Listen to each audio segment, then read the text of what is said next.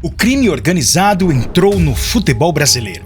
Tudo começa em dezembro de 2021, na zona leste de São Paulo. 2 corpos são encontrados dentro de um carro no Tatuapé. Eram Anselmo Santa Fausta, conhecido como Cara Preta, e seu braço direito Antônio Neto, o Sem Sangue. Ambos eram grandes fornecedores de drogas para a facção PCC. Essas mortes, que pareciam apenas mais um acerto de contas, revelaram algo que ninguém imaginava: a ligação direta do PCC com o futebol profissional. A partir dessas mortes, a polícia e o Ministério Público começaram a investigar 4 empresas de agenciamento de jogadores. E o que descobriram foi chocante. Todas serviam como engrenagens de um esquema milionário de lavagem de dinheiro do tráfico, usando o mercado da bola como fachada.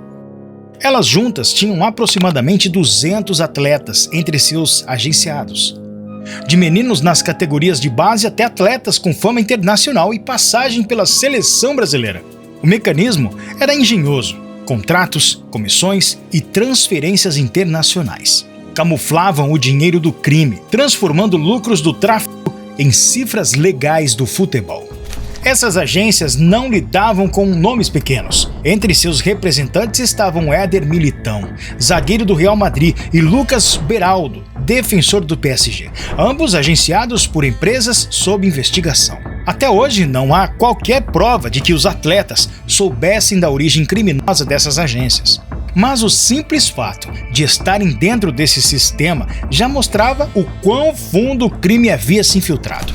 Durante as investigações, um relatório da Polícia Civil revelou algo ainda mais grave. Não era só o Corinthians. São Paulo, União Barbarense e Água Santa também apareceram nos rastros financeiros. As conexões passavam por empresas com histórico de transferências duvidosas. Estamos diante de uma infiltração sistemática do crime no futebol.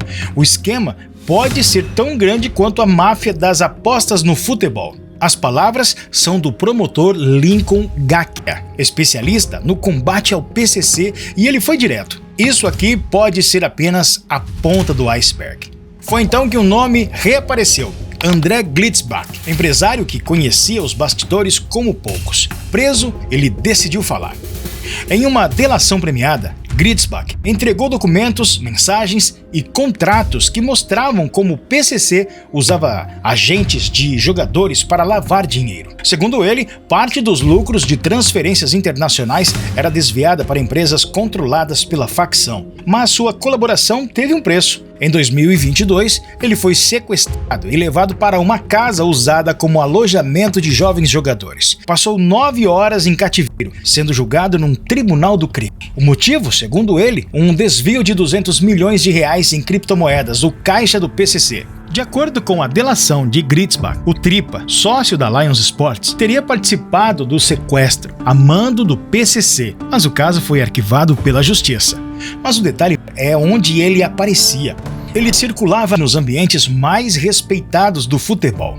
Em 2021, Tripa estava na apresentação de Emerson Royal no Barcelona, ao lado do presidente Juan Laporta e de Ulisses Jorge, ex-jogador de futebol e dono da UJ Football Talent. O esquema não parava no dinheiro, ele chegava dentro dos clubes. O Ministério Público passou a investigar possíveis conexões entre jogadores do Corinthians e imóveis ligados a um suposto operador do PCC. Esse fio levaria meses depois a uma descoberta ainda mais explosiva. Nomes como Fausto Vera, Rodrigo Garro, Thales Magno apareceram no inquérito. Segundo o Ministério Público, um apartamento era usado como ponto de encontro e hospedagem, e o clube foi obrigado a entregar relatórios de despesas e cartões corporativos para análise. Se confirmado, isso significa que já estava dentro do vestiário.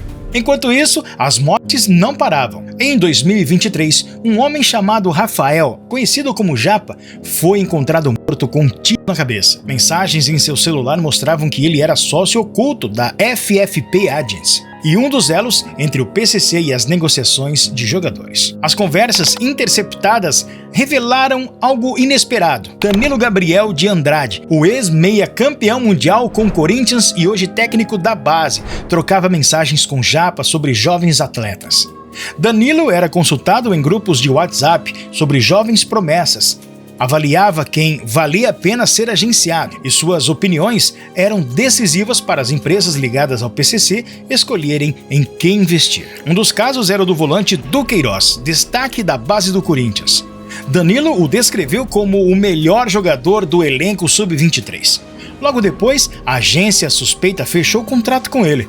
Até o momento, não há qualquer indício de que Danilo, Duqueiroz ou outros jogadores soubessem da origem ilícita do dinheiro. Mas as investigações revelaram algo curioso.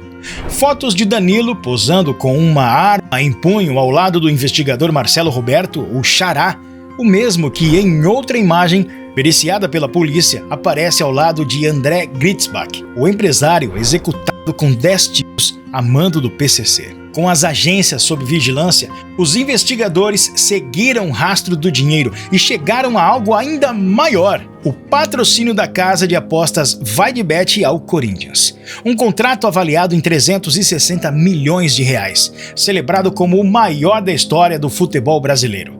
Mas, segundo o Ministério Público, parte desse dinheiro foi desviado. Ele circulou por empresas de fachada, até desembocar na conta de uma agência pelo ex-jogador Ulisses Jorge, também investigado por lavagem de dinheiro. Ou seja, o que parecia um acordo comum de patrocínio se tornou a ponta de um esquema milionário de lavagem de recursos do tráfico, agora com tentáculos dentro de um dos maiores clubes do país.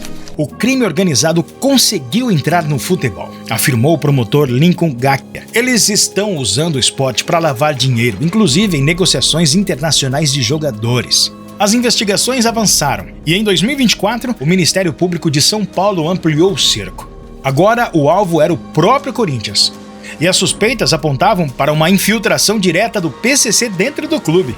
O presidente do Conselho Deliberativo, Romeu Tuma Júnior, declarou oficialmente: o crime organizado se infiltrou no Corinthians e por isso estou sendo ameaçado.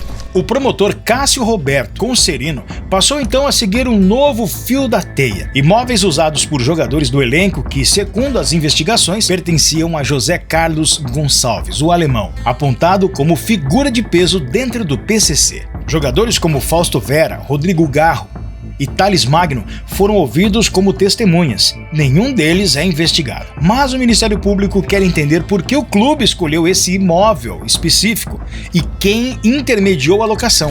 Tudo isso reforça a ideia de que o futebol se tornou o novo campo de atuação do crime organizado, mais lucrativo e menos arriscado que o tráfico. Depois de seguir o dinheiro, os investigadores perceberam que nada era por acaso. Agora o quebra-cabeça começava a fazer sentido. O crime organizado criou um circuito de lavagem perfeito. Empresas de fachada recebiam dinheiro de patrocínio e apostas. Parte era repassada a agentes e empresários disfarçados de consultores. O dinheiro volta ao sistema através de compra e venda de jogadores, inclusive promessas da base. Assim, lucros do tráfico e das apostas ilegais viravam contratos oficiais. E mais, empresários relataram que quem se recusava a entrar no esquema era ameaçado. O que hoje se sabe, segundo o Ministério Público, é apenas o começo. As 4 agências seguem sob investigação. E o que emerge é um cenário assustador. Facções criminosas usando o futebol brasileiro como lavanderia. Como diz o promotor Gakia, o que descobrimos até agora é só a ponta do iceberg.